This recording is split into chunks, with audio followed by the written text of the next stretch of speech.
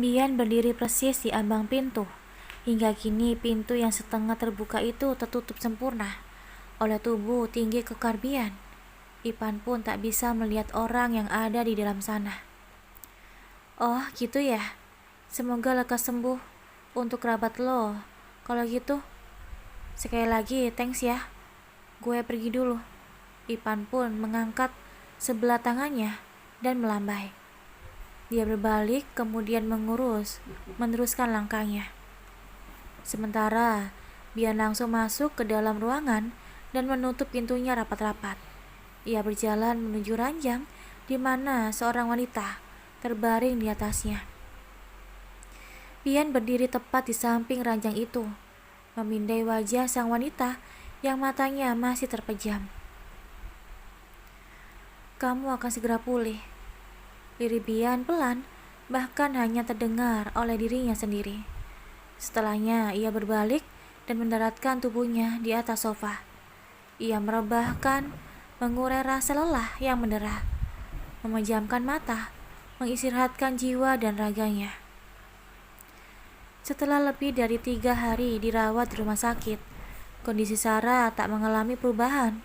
Ia kerap kali masih mengamuk jika mengingat hal-hal pahit yang menimpa dirinya. Bahkan, Diana dan Darren sudah tak tega melihatnya disuntik penenang. Kondisi perusahaan pun tak jauh lebih buruk dari keadaan Sarah. Bahkan semenjak Darren terpuruk akibat meninggalnya Jarana, Darren tak lagi datang ke perusahaan itu. Padahal ia lah yang ditunjuk sebagai pengganti Aji. Sementara Ipan baru hari ini kembali lagi masuk kantor. Sebagai menantu dari Aji, Ipan pun merasa dirinya punya tanggung jawab yang besar untuk tetap bisa memperjuangkan perusahaan itu sampai titik darah penghabisan. Apalagi saat ini, kondisi Darren tidak memungkinkan untuk memimpin perusahaan, sementara waktu 1 bulan yang diberikan pihak bank terus berjalan dan tinggal tersisa tak lebih dari 3 minggu. Kondisi butik pun kini sedikit terabaikan. Diana sudah tak pernah datang lagi untuk mengurus segala hal di butik itu. Semuanya Jarana percayakan pada Yani yang sedikit banyaknya paham tentang seluk-beluk butik dan segala hal yang berkaitan dengannya. Kepergian Jarana benar-benar membuat keluarganya terpuruk hebat dan sulit untuk kembali bangkit. Selama ini Jarana lah orang yang paling bersemangat dalam hal apapun. Bahkan saat seluruh keluarganya terpuruk karena kepergian Aji, Jarana tetap berdiri tegak mengurus semuanya. Tapi sekarang tongkat yang selalu dijadikan penopang itu pergi, hingga Darren bersama keluarga yang tersisa benar-benar merasa pincang dan tidak rasa kesulitan untuk sekedar berdiri. Bro, kapan lo mau balik lagi ke kantor? Keadaan perusahaan semakin genting. Setidaknya meskipun pada akhirnya perusahaan itu tetap tumbang, kita sudah memperjuangkannya sekuat tenaga. Gue tahu kepergian Jarana masih menyisakan luka dan duka yang begitu dalam. Ditambah lagi dengan kondisi mama saat ini. Tapi kehidupan harus terus berjalan. Banyak karyawan yang menggantungkan hidupnya dari perusahaan. Bukan tidak mungkin keadaan mereka pun akan berubah menjadi seperti ini jika mereka kehilangan mata pencarian. Pengobatan keluarganya yang sedang sakit tak bisa dilanjutkan. Anak-anaknya yang bersekolah bisa saja terputus di jalan. Kelaparan akan semakin merajalela. Waktu kita tidak banyak. Kalau setelah kita ikhtiar semaksimal mungkin, tetap saja tak ada hasilnya. Tugas kita hanya satu, pasrahkan semuanya pada Allah. Ipan berbicara panjang lebar saat malam mulai menjelang. Ia duduk bersisian dengan Darren di kursi besi yang ada di depan ruang rawat Sarah. Darren terdiam. Ia mencerna seluruh kata-kata sahabatnya itu. Semua yang Ipan katakan tak ubahnya seperti yang Jarana ucapkan dulu.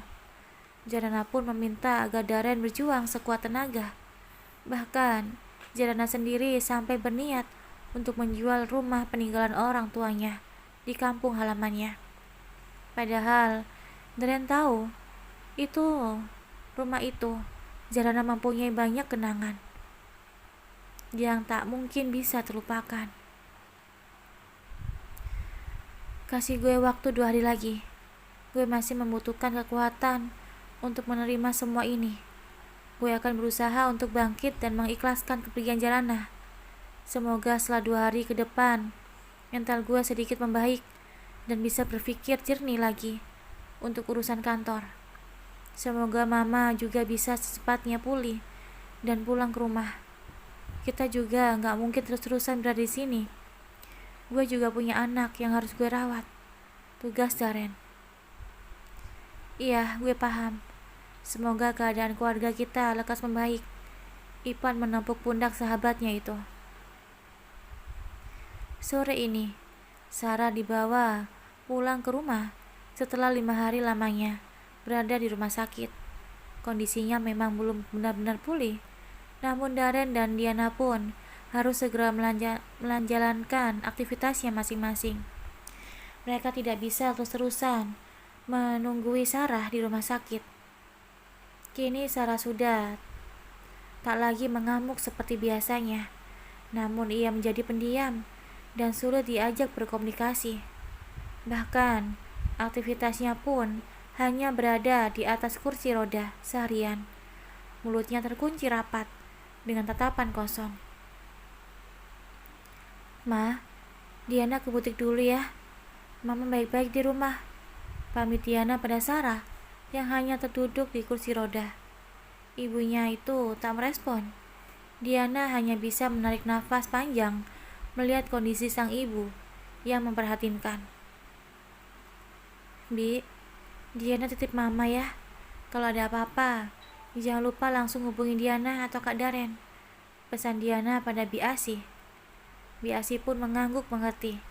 Ia mendorong kursi roda Sarah hingga teras, membiarkan majikannya itu melihat keberadaan Diana yang hendak pergi bekerja seperti biasa. Setelah ke motor, Diana melaju meninggalkan perkarangan rumah besar itu. Bi Asi pun kembali mendorong kursi roda Sarah masuk ke dalam rumah. Tugasnya sebagai asisten rumah tangga kini bertambah. Ia harus senantiasa mengawasi dan menjaga Sarah. Namun, ia sama sekali tak merasa keberatan. Selama ini, keluarga Sarah begitu memperlakukannya dengan baik, dan kini saatnya ia untuk membalas hutang budi tersebut. Sebelum berangkat ke butik, Diana memang sudah menyuapi dan memandikan ibunya itu. Bi Asi kini hanya tinggal menemaninya saja, meskipun ia sendiri sambil sibuk mengerjakan berbagai pekerjaan rumah. Sampai di butik, Yani dan beberapa karyawan lain menghampiri Diana yang baru saja melangkahkan kakinya. Mimik wajah semuanya sendu dan tak bergairah.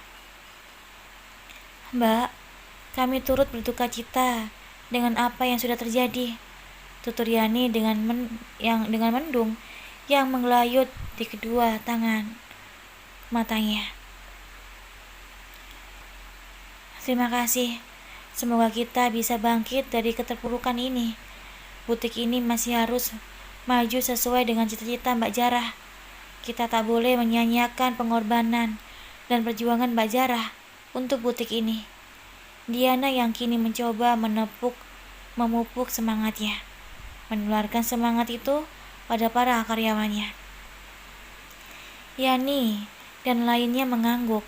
Kemudian semuanya kembali bubar setelah Diana diminta Diana untuk kembali pada tugas dan pekerjaannya masing-masing. Diana pun melanjutkan langkahnya untuk masuk ke dalam ruangannya. Di depan pintu ruangan itu, Diana berhenti sejenak. Ia menarik nafas dalam-dalam, lalu mengembuskannya perlahan. Ia berusaha untuk mengusir rasa sesak dan tak karuan yang begitu menjelajahi dadanya. Setelah sedikit lega, barulah Diana masuk ke dalam ruangan yang penuh kenangan dengan kakak iparnya. Diana memutar bola matanya, memindai setiap sudut ruangan itu, mengenang Jarana yang seolah terlihat di berbagai tempat.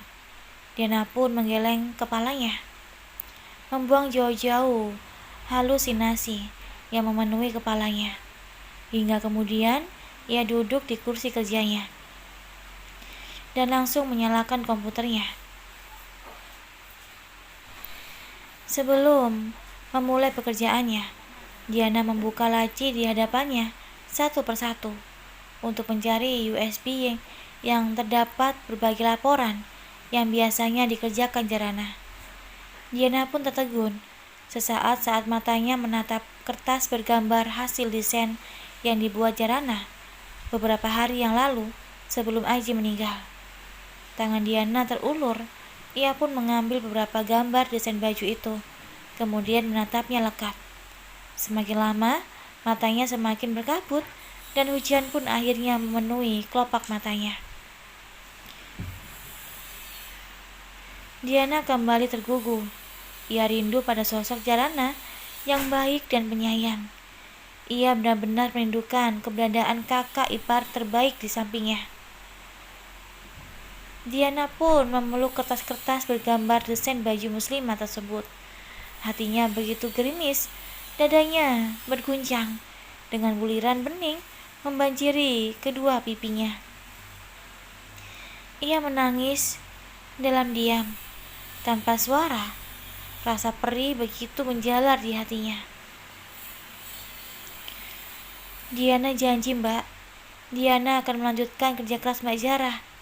Diana akan mewujudkan cita-cita Mbak Zarah agar wanita-wanita muslimah di luar sana tertarik dengan model-model baju tertutup yang Mbak buat.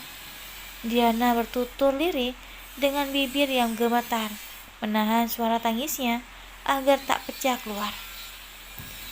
Diana teringat dengan perkataan Jarana yang begitu menggebu-gebu kala itu. Mbak mau para wanita muslimah di luar sana tertarik dengan model-model baju yang Mbak bikin. Makanya Mbak membuat desain bajunya, meskipun tertutup tapi tetap modern dan kekinian. Mungkin pada awalnya mereka tertarik karena model bajunya saja. Semoga kedepannya mereka menyadari bahwa itu memang kewajibannya sebagai seorang muslim. Tutur Jarana dengan mata berbinar. Diana tersenyum, mengingat begitu bahagianya paras Jarana kala itu. Dengan pelan, Diana pun mengusap kedua pipinya, kemudian mulai bekerja dengan mengandalkan bara api yang kembali menyala dalam dadanya.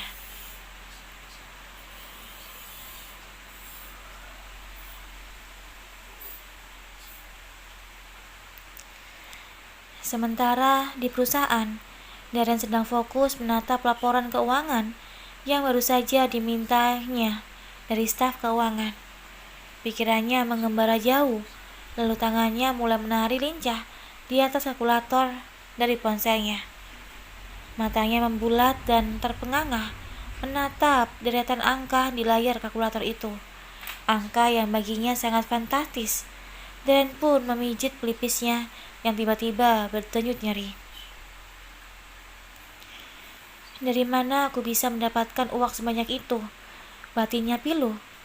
Ia lalu mengangkat wajah tatkala mendengar pintu ruangannya dibuka. Sesaat kemudian, wajah Ipan muncul dari balik pintu, lalu berjalan dan duduk di hadapannya. Kepala Ipan mendongak, menatap lurus pada layar ponsel Darren yang masih menyala. Total semuanya? Tanya Ipan. Darren mengangguk lesu. Harapannya untuk menyelamatkan perusahaan terasa mustahil setelah melihat deretan angka yang berjejer di layar ponselnya. Sepertinya kita memang harus menyerah, tutur Darren putus asa. Masih ada waktu, kurang dari 3 minggu lagi. Kita gunakan waktu itu sebaik-baiknya, timpal Ipan. Tapi bagaimana? Apa yang akan kita korbankan? Saud Daren sambil mengusap wajahnya kasar. Kita harus bersatu, bekerja sama. Gue punya ide. Itu pun kalau lo setuju. Tugas Ipan menatap lurus pada sepasang mata Daren. Ide apa? Tanya Daren seraya mengubah posisi duduknya menjadi lebih tegak. Kita jual ke rumah masing-masing. Rumah lo, rumah gue, mobil yang sekiranya nggak perlu. Terus kita tinggal bareng-bareng di rumah mama. Biar kita juga sekalian ngumpul dan bisa merawat mama bareng-bareng, usul Ipan. Daren memundurkan tubuhnya. Hingga kini ia menyender di kepala kursi. Jari tangannya mengusap-ngusap bibirnya perlahan. Dengan mata menerawang ke atas. Ia berpikir dan menimbang-nimbang usul dari adik iparnya itu. Apa lo yakin hasil dari menjual rumah semua bisa menutupi kerugian perusahaan? Daren menatap Ipan menunggu jawaban. Gue gak yakin sih, tapi apa salahnya kita coba. Nanti kita pikirkan lagi kekurangannya, timpal Ipan. Daren merenung dalam. Ia merasa berat untuk menjual rumah yang ditempatinya kini. Baginya, terlalu banyak kenangan manis dan indah yang Daren dan Jarana ukir di rumah itu. Mulai dari mereka yang belum saling mencintai, hingga keduanya benar-benar jatuh cinta pada pesona cinta masing-masing. Bahkan cinta itu sampai mengakar kuat di dalam hati keduanya. Mulai dari Daren yang tak mengerti apa-apa, hingga ia bisa menjalankan kewajibannya sebagai seorang muslim yang dibimbing dengan penuh kesabaran oleh Jarana. Sore ini, Daren mampir ke rumah Sarah. Ia ingin melihat perkembangan ibunya. Di belakang rumah, Sarah sedang disuapi oleh Diana. Mendengar suara derap kaki yang mendekat, Diana pun menoleh, lalu tersenyum tipis pada kakaknya itu. Gimana kondisi ibu? Tanya Daren. Ia kemudian berjongkok, mensejajarkan wajahnya dengan Sarah, mengambil lengan ibunya dengan lembut, lalu menciumnya. Diana menghela nafas pelan. Ya, begitulah. Kakak bisa lihat sendiri. Mama masih diam, tak mau bicara. Kamu sabar ya, Di. Semoga Mama cepat sembuh pulih dan bisa ceria seperti dulu lagi. Daren mengusap pelan pucak kepala adiknya itu. Diana pun mengangguk. Mas Ipan mana? Diana menengok ke arah dalam rumah. Tadi sih keluar kantornya barengan. Mungkin sebentar lagi sampai, jawab Daren seadanya. Maaf ya, kakak belum bisa nemenin mama di sini. Kasihan Kalista di rumah, sering ditinggal. Lanjut Daren, merasa bersalah. Padahal Sarah pun merupakan tanggung jawabnya sebagai anak laki-laki. Namun tentu saja tak semudah teori. Karena bagaimana Hani berbeda dengan Jarana. Hani selalu merasa keberatan setiap kali Kalista dibawa menginap ke rumah Sarah. Gak apa-apa kak, kan ada Diana sama Mas Ipan. Lagian kami belum mempunyai anak, jadi masih belum terlalu repot. Timpal Diana tersenyum kecil. Makasih ya, saud Daren. Kalau gitu kakak langsung balik.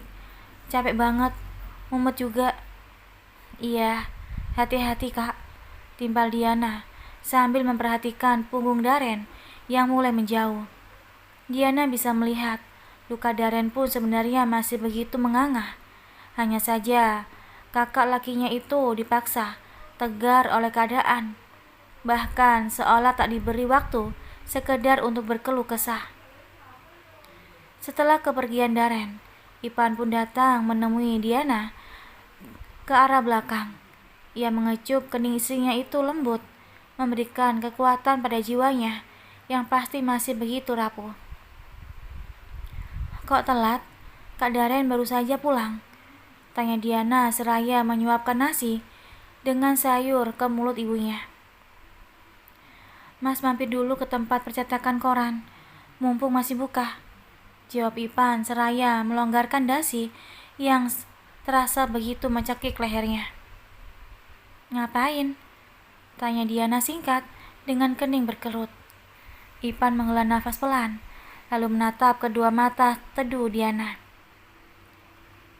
di mana ia selalu merasakan kedamaian setiap kali menatapnya. Ipan pun memegang kedua bahu Diana, membuat keduanya saling berhadapan dalam jarak begitu dekat. Maaf ya, kalau Mas belum mendiskusikannya sama kamu. Mas berencana mengiklankan rumah milik kita. Lumayan kan? Buat tambah-tambah nambal kerugian perusahaan. Buat sementara kita bisa tinggal di rumah mama sambil merawat mama, sambil kita dimampukan lagi membeli rumah, jawab Ipan tersenyum tulus. Mata Diana langsung memanas. Dia begitu terharu dengan ketulusan suaminya itu.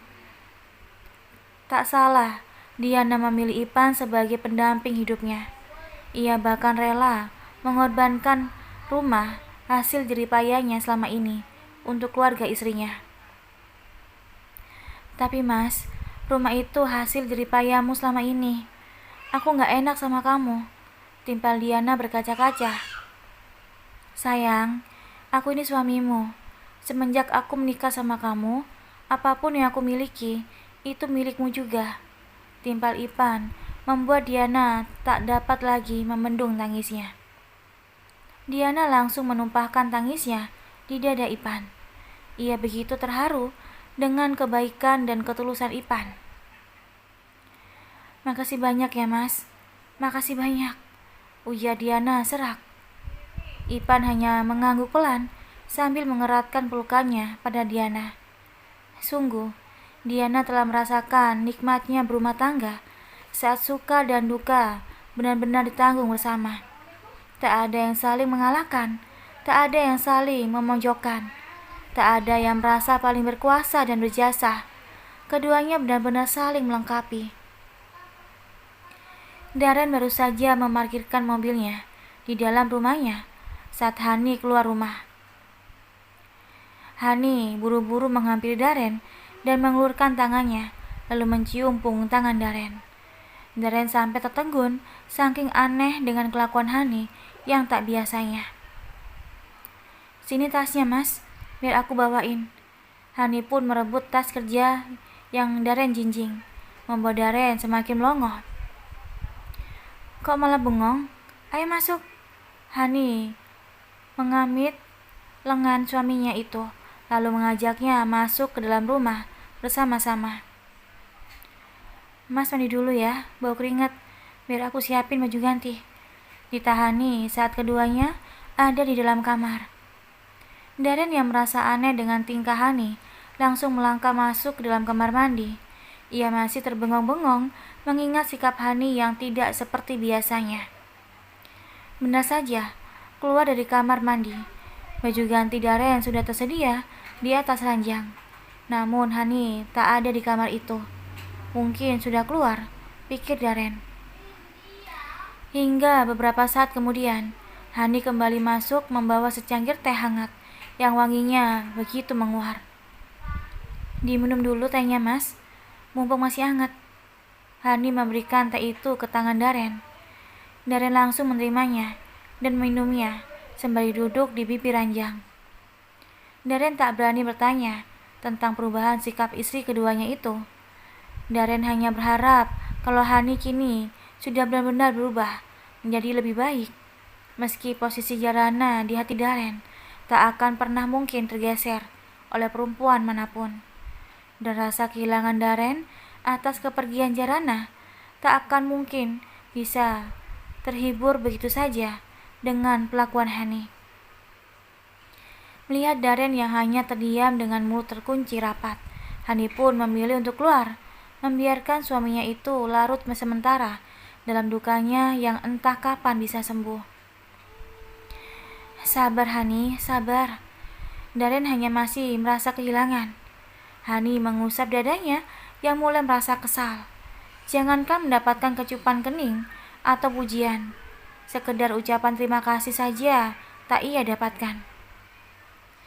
Setelah azan maghrib cukup lama berkumandang, Hani pun memberanikan diri untuk menghampiri Daren kembali.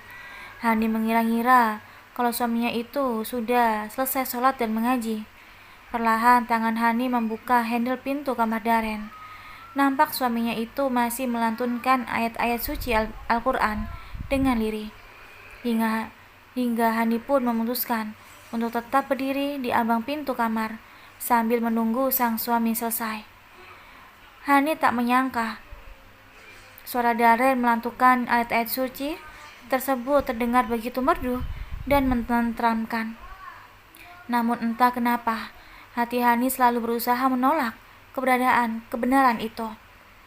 Hati Hani seolah sudah membatu dan tak tertarik untuk mempelajari agama yang tertulis di KTP-nya tersebut. Hani sudah terlanjur nyaman dengan hidupnya glamor dan bebasnya. Tak ingin dikungkung dan dibatasi dengan aturan-aturan agama yang dirasanya sangat memberatkan. Sadaqallahul azim. Daren terdengar mengakhiri bacaan Al-Qur'annya, lalu menyimpan kembali kitab suci umat Islam tersebut sebelum menciumnya terlebih dahulu. Dengan mengusap kedua sudut matanya sebelum akhirnya bangkit dan melipat sajadahnya. Ternyata Daren membaca Al-Quran sembari meneteskan air mata. Ia menangis. Ia begitu merindukan Jaranah yang selalu menjadi makmum di belakangnya.